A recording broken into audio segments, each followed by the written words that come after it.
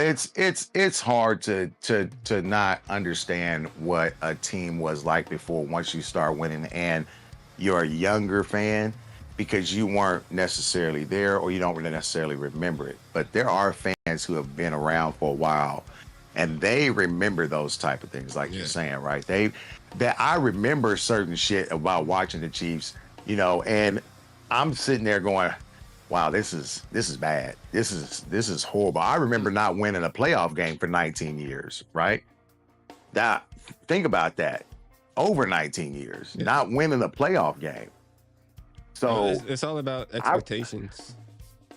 The expectations do get high sometimes, and sometimes it's just not your year. Sometimes you have key injuries that mess you up. Sometimes you have bad coaching decisions. Sometimes you just don't have the right coach.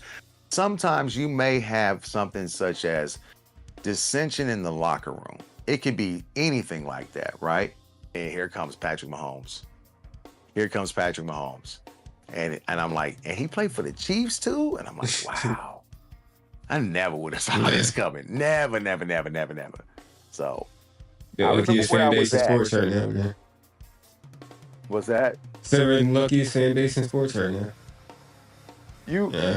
Let me tell you, we are, but I can tell you also, we do. You think about it, the stuff that the Chiefs fans have gone through for years. I remember when we lost to Indy after being up by 34 to 38 points.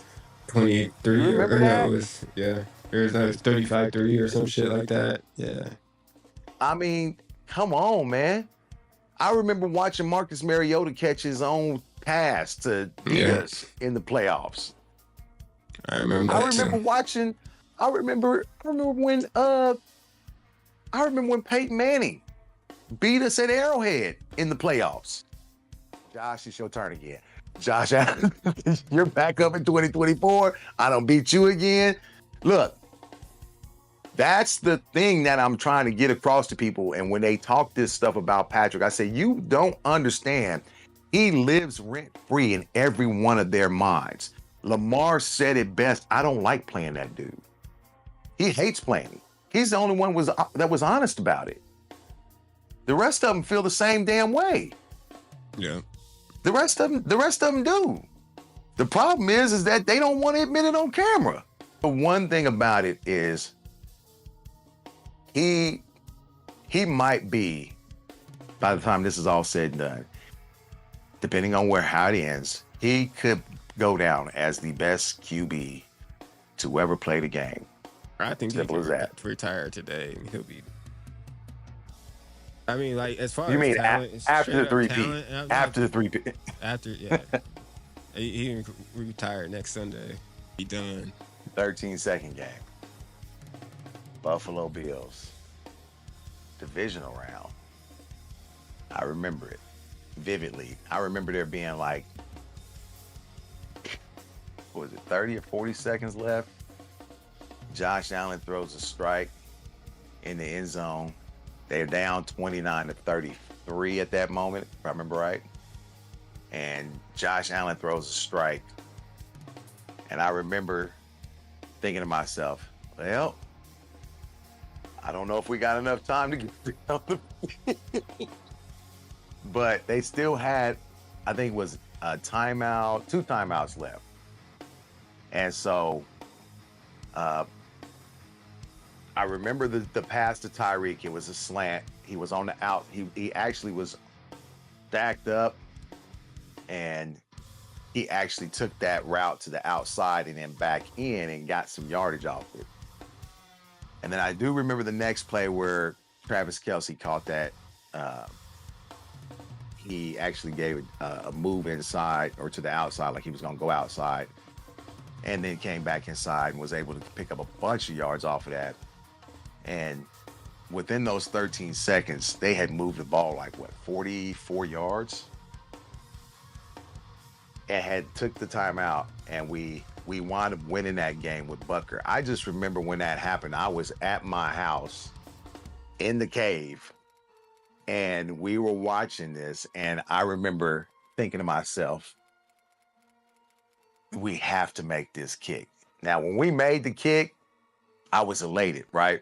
But we understood it's in overtime now. And Josh Allen never seen the ball again. The funny thing about that is, so they go down the field.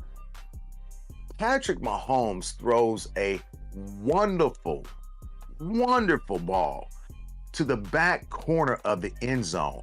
And the move that Travis Kelce puts on Matt Milano in that corner to get open, nobody talks about it, right?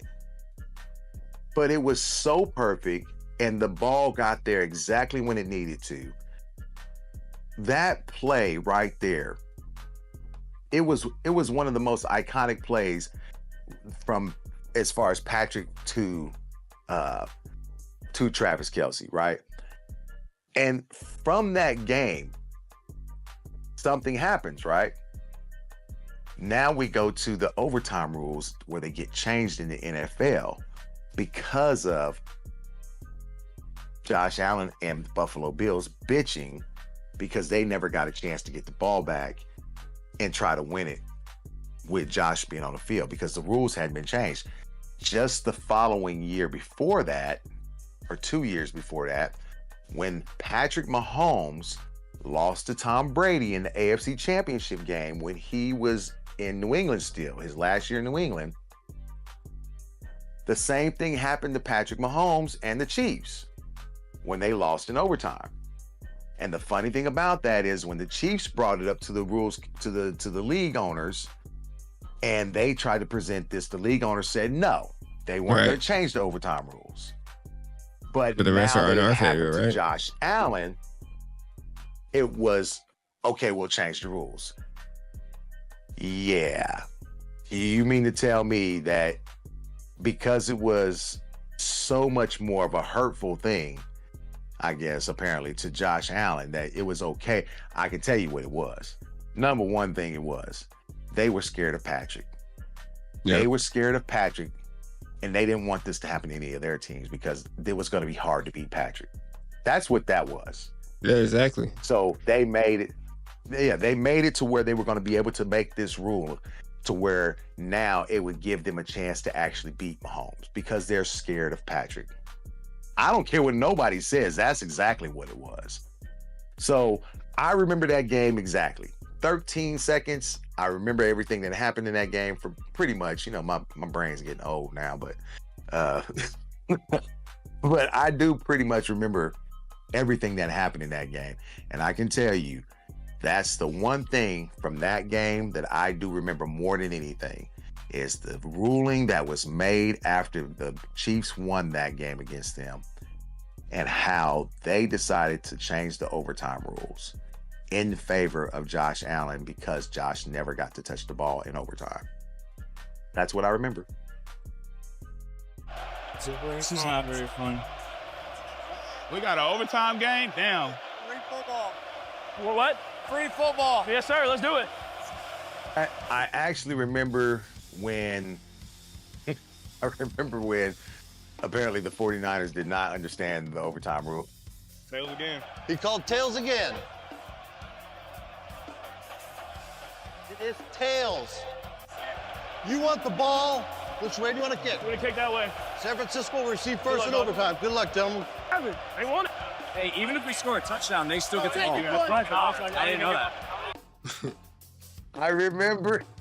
I remember when Patrick seen that they were going to take the ball first, and Patrick was like, oh, for real? They won it. They want the ball.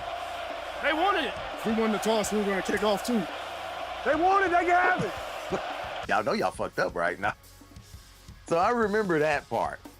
I remember when the look on his face when the 49ers took the ball first and Patrick understood, look, my defense can hold them from making a touchdown. I know they can. They can keep them from making a touchdown. And he was ultimately right because the pressure that Chris Jones put on Purdy to actually force them to go and kick that field goal on fourth down was all Patrick needed. And that's why I tell people he's probably the most clutch QB I've ever seen because he understood what it was going to take to win. And he went right down the field. Man, look, those runs that he had during that last drive in overtime, the ones where he actually, look, he knew he had a triple option. He could actually get rid of the ball, he could pitch the ball, or he could actually hand it off, or he could run with it for himself, right? Those were design plays, and the 49ers didn't understand what they were supposed to do because the Chiefs don't run them like that. They don't run them like that, right? Yeah. But when they do, it catches teams off balance. And then to actually put the scoring drive anyway, when they scored on that play, that was actually a little rendition off of the play from the year before when they ran it 2 times against the Eagles in the Super Bowl. It just actually had a tight end that was more involved in it, and it was basically an RPO. The last time, the year before, it wasn't really an RPO. It was just a motion, right? This year, when they won it against the San Francisco 49ers, it was actually a RPO play, and they were not prepared for it because they hadn't seen it all year. Nobody had seen it, which is part of the reason I say Andy Reid's probably one of the greatest coaches, because he holds on to so many plays in his arsenal that nobody gets to see, and then he breaks them out on you, and you're like, Coach, we didn't prepare for that. We didn't see that on film. Right. So I remember after they scored, and I remember seeing Mecole Hardman catch the ball and not realize that they had just won the game. Yeah, he's just celebrating. I remember him sitting there going, a normal touchdown. he just kind of sat there and caught the ball, and then he's looking like, and I don't even remember he kept the ball. I do think I remember him saying something about he dropped the ball, and then he had to go back and look for it later to see if anybody picked it up. So, but yeah, Patrick did exactly what he was supposed to do, and he took control of that game in the moments, and that's why I say this is what football is really all about. It's all about moments. You know, he's just had a lot more of those moments, and he's actually been able to take advantage of those moments at this age. I mean, he's still young. He's been able to do it more times than any other QB at this age than I've ever seen. I mean, he's 17-3 in the playoffs. He just passed Joe Montana for the most playoff wins, behind Brady, right? Mm-hmm. So you think about it. What he's doing, I don't know if we'll ever see anybody do what he's done, right?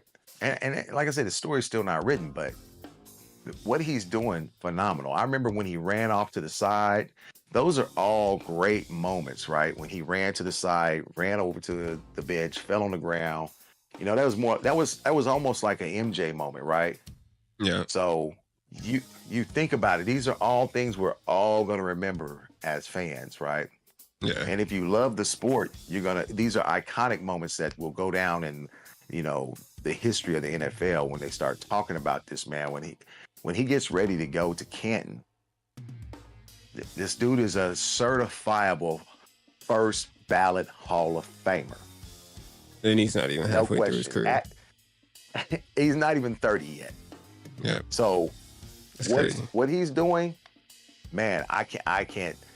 This is the thing you'll be able to tell your kids about how great this dude was. It's sort of like when I talk to people about Michael Jordan and they want to tell me, he wasn't that good, and they want to go back and watch some film. And I'm like, do y'all not realize what this man did is never going to be broken? Yeah. Nobody's going to break Michael Jordan's scoring leader record as far as how many times he led the league in scoring? Nobody's going to do it. Mhm. Nobody. It's not going to happen. So I'm just, I'm just thankful to be a part of it right now. I really am. I'm just thankful to be a part of it right now, to be able to witness it. I've witnessed some great shit as far as sports go, and I'm telling You you, had to watch it from the outside, bro. Yeah, There's been a lot of watching from the outside. Yeah, I've witnessed a bunch of great stuff during my time on here on this planet, and I'm telling you, this might be one of the more enjoyable feats as far as sports go for me that I've been able to witness. And I can tell you, look, I've been here for all my Celtics championships from, the 80s to when they came back after the 80s and won it again. And, with Paul Pierce and KG and Ray Allen and all those guys, and, and then to come back and win it again here last year with Jaylen Brown and Jason Tatum. I've been available to see those things. Even KU basketball, just things to that nature. And to watch the Kansas City Chiefs, who I never thought I was ever going to see anything like this. I never would have thought this. To watch them be able to maybe make history after we just watched Tom Brady. We went through, as fans, we went through some stuff. And even when we weren't good, no matter what. See, we didn't we didn't act like Saints fans and put bags over our faces, or Seahawks fans, or anything like that. We rode with the team all the way throughout. They still came to the games. They still sold out every game. Yeah. That's one thing people don't understand about being a Chief fan. And when Chiefs fans are going to still come to the games, they're still going to sell out. Still going to sell out. No matter what. I remember those days. So if you're a Chief fan, like I said, enjoy this ride while you can. Yeah. Because you can't stay great for long. It doesn't last forever. So enjoy it while you can. Appreciate this while you can. This is greatness right now. This is absolute greatness. And I, for one, I am not looking forward to next year. I'm not looking forward to 5 years from now. I'm not looking past, both Sunday's game. I'm going to enjoy this time right now. For the next 2 weeks, I'm looking forward to the interviews that they're going to do when they do Super Bowl. Yeah. Super Bowl week, and they start getting the interviews out there, and the players start meeting with the different parts of the fan base, and with Radio Row and all that other stuff. I'm looking forward to all of it, because I remember we didn't have it. Simple as that. Yeah, man. It's that time of year. It's the best time of year. It is. It's Chiefs weekend. It's Chiefs week now. Yeah. Super Bowl week. I told him last time when we went to the 7th straight AFC Championship game, I said, this is the 7th annual Arrowhead Invitational, in the immortal words of Nick Wright. So it's pretty much it. Pretty much it. It's pretty much what it is. It's become that. And that's why I think a lot of these teams, man, guys like Josh, they are at the point now where they feel helpless against Patrick Mahomes. Because they feel like if they got to come to Arrowhead, they're not winning. Yeah. They might think that they are. They may have a small little belief of it, but that in the back of their head, it's always there. That man is beat me every time. I think the one person that will be able to do it is Lamar. Lamar could, if Lamar can learn how to not fumble or throw an interception when it matters most, right? Yeah. That's what hurt him last year, is when that man they lost the turnover battle, right? So they lost the turnover battle. And it wasn't necessarily on Lamar, but it happened. And the same thing happened this year. This year, he put the ball in harm's way 2 times. An interception where there was nobody there, and then I want to say the fumble. So, like I said, those things happen, man. And you know, Lamar could possibly do it. The problem is Lamar's going to have to do it for everybody to believe it. That's all it's going to take. He's going to have to do it. He's going to have to do it. So we'll see. We shall see. Like I said, Super Bowl, it's that time of the season. For as long as I can remember, there's two things in life: Kansas City Chiefs and the Oklahoma Sooners. Born in Seattle, I moved around quite a bit as a child, moving to Wichita, Kansas when I was just 3 years old. And that's when I had my first memories as a Chiefs fan. Getting a little Chiefs uniform set for Christmas as a child meant the world to me. It came with the little jersey, the pants, the helmet, you know, the whole little thing. But I remember the first time I put that thing on and I instantly felt like a part of the team. And that feeling has never left. Fast forward to the early 2000s, the Trent Green years. That offense was ahead of its time, led by Trent Green and Dick Vermeil. The first real jersey I ever owned was a Priest Home jersey, and he will forever be one of my favorite players because of that. Not to mention the second best tight end of all time, Tony Gonzalez, only behind Travis Kelce, of course. And if that team had any sort of defense, we would have won multiple Super Bowls back then. And that's also where my hate for Peyton Manning comes in as well. But then we step into the era of bad quarterbacks and great running backs. Larry Johnson was a force. There was one play I remember where it was right outside and he was running around the outside, and as he's turning around the corner, he slips and falls. But before he touches the ground, he uses his hand, pushes himself back up, and immediately jukes a player. And for some reason, that play alone stands out as one of the top moments I've had as a Chiefs fan. And then maybe the only good running back to ever come out of the University of Texas, Jamal Charles. Jamal Charles was must-see TV. Every time he touched the ball, he had a legit chance to break off a long run. Then that brings us to the rebuild years. In 2013 to 2017, the Alex Smith-led Chiefs were a force to be reckoned with, making the playoffs 4 straight times, but failing to win a single playoff game. And then in 2017, the start of a dynasty. On December 31st, 2017, Patrick Mahomes would make his first career NFL start against the Broncos. While Alex Smith and other Chiefs starters had already clinched a home playoff berth.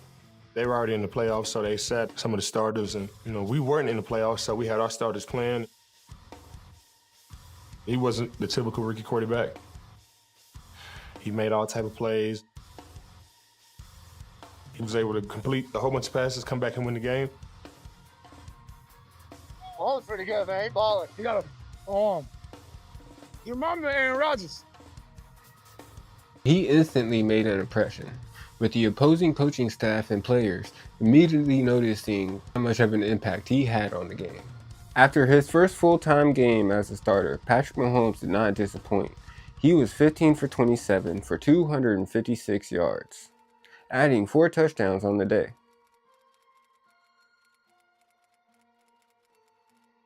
And then, after his impressive first game, Patrick Mahomes would still look to improve, and that he did.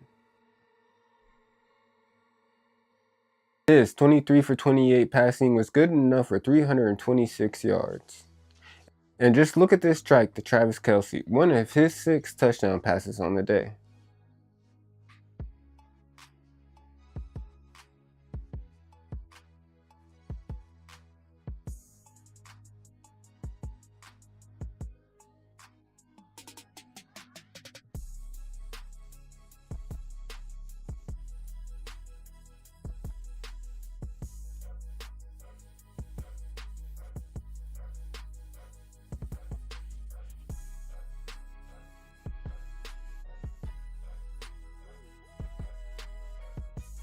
His next game against the 49ers, he looked to keep the hot start going.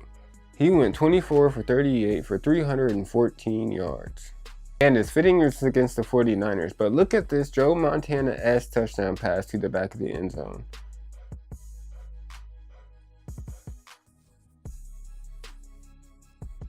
His next game silenced Stevens the Doubters. In this game, Patrick Mahomes would have a slow start in the first half, but in the second half, he would take things to a whole nother level.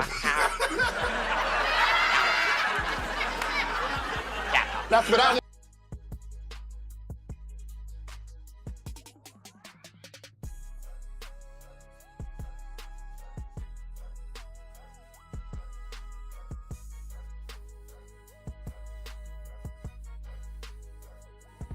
including the infamous left-handed pass that threw the world into a frenzy.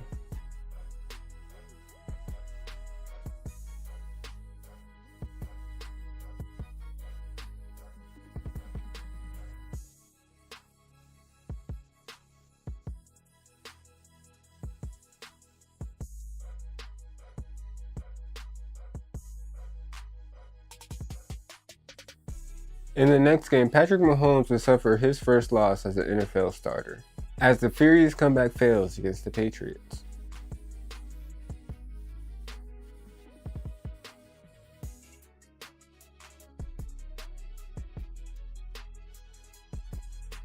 Mahomes would bounce back the next week, throwing for 28 for 39 for 358 yards and 4 touchdowns in a 45-10 win over Cincinnati.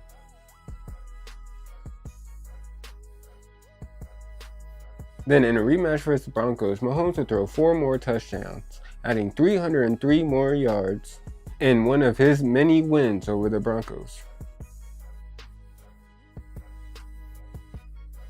He would throw 2 more touchdowns in a 26-14 win against Arizona. This next game is one that needs to be talked about. Even in a loss, Patrick Mahomes would throw for 478 yards on 33 for 46 passing, while the Chiefs were the first team ever to lose while scoring 50 points.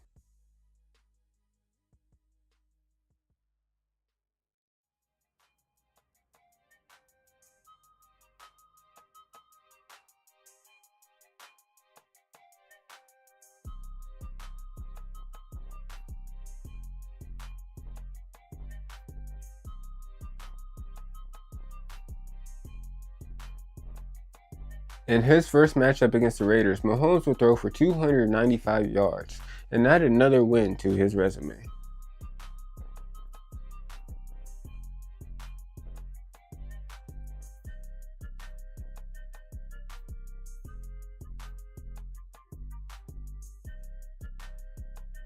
The next game will feature a matchup with Lamar Jackson, where Patrick Mahomes would throw 53 passes, completing 35 of them, as the Chiefs would defeat the Ravens in overtime.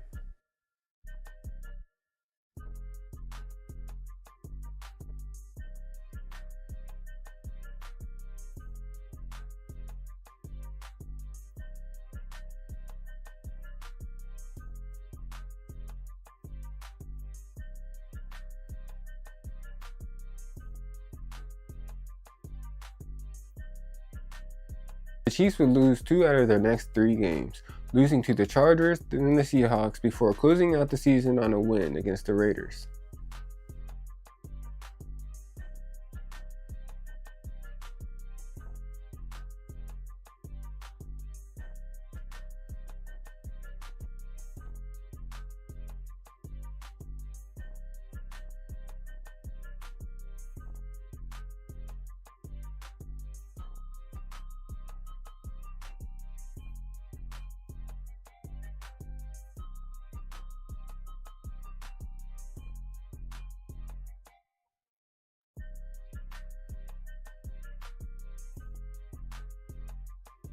In his first playoff game, Patrick Mahomes would go 27 for 41 on 278 yards passing.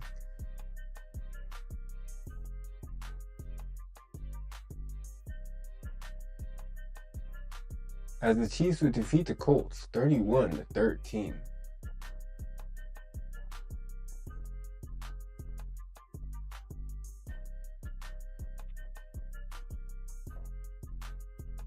But then in the next game, the Chiefs would lose to the New England Patriots 37-31 in overtime.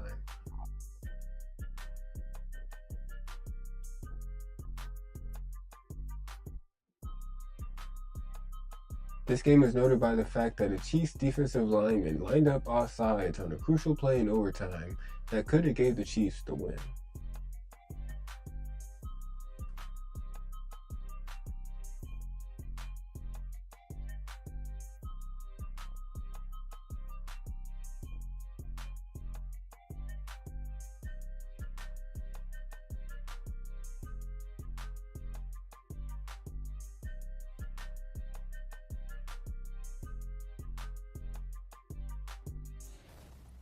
Mahomes would start out the 2019 season quickly.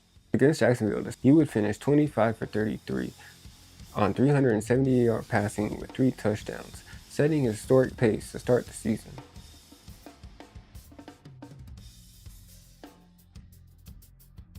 Then, against Oakland, he would add 443 more yards on 30 of 44 passing as the Chiefs would defeat the Raiders 28-10.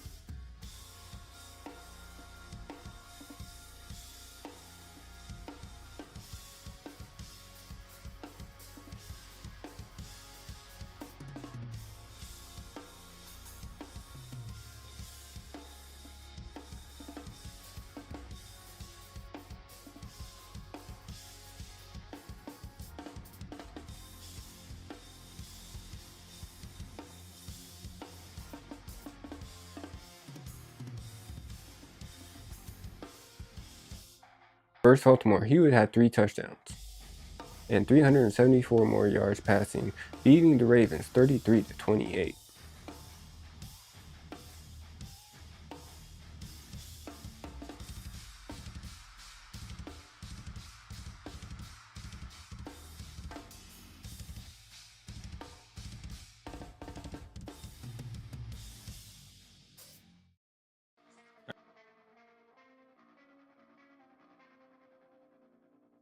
It's hard to not understand what a team was like before once you start winning and you're a younger fan because you weren't necessarily there or you don't really necessarily remember it. But there are fans who have been around for a while and they remember those type of things, like you're saying, right? That I remember certain shit about watching the Chiefs, and I'm sitting there going, wow, this is bad. This is horrible. I remember not winning a playoff game for 19 years, right? Think about that. Over 19 years, not winning a playoff game. So it's all about expectations. Expectations do get high sometimes, and sometimes it's just not your year. Sometimes you have key injuries that mess you up. Sometimes you have